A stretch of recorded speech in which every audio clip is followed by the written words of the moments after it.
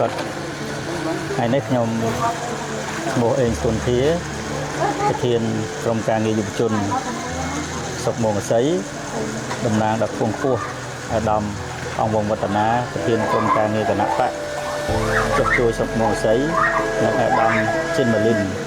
ប្រធានក្រុមការងាររដ្ឋាភិបាលចុះមួយតាមសុខមងសីបានលោកបានផ្ដើម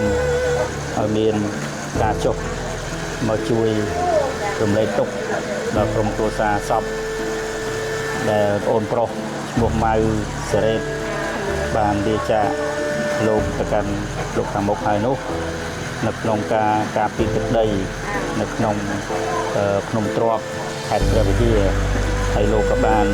ពំនាំនៅបច្ច័យចំនួន4លានរៀលជូនដល់គ្រួសារសពហើយក៏សូមឲ្យវិញ្ញាណក្ខន្ធរបស់ប្អូនប្រុសបានទៅកាន់សុគតិភពហើយក៏សូមជូនពរដល់ក្រុមការងារទាំងអស់ដែលកំពុងតែឈរជើងនៅសមរភូមិខាងមុខនេះសូមឲ្យបានសេចក្តីសុខរីកចម្រើនសូមឲ្យពលឹងរបស់អូនជួយតាមថែរក្សាដល់វិរៈកងទ័ពយើងដែលកំពុងតែឈរជើងនៅពេលនេះសូមឲ្យបានសេចក្តីសុខរីកចម្រើនទាំងអស់គ្នាបងណា